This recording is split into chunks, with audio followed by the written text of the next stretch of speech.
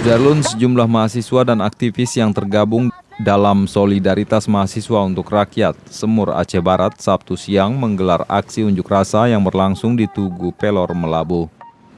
Aksi ini dilakukan guna mendesak pemerintah Aceh supaya segera menyelesaikan konflik agraria atau pertanahan yang selama ini terjadi di beberapa daerah di Aceh. Pemerintah Aceh untuk bisa segera menyelesaikan kasus-kasus agraria, kemudian kanun KKR, kemudian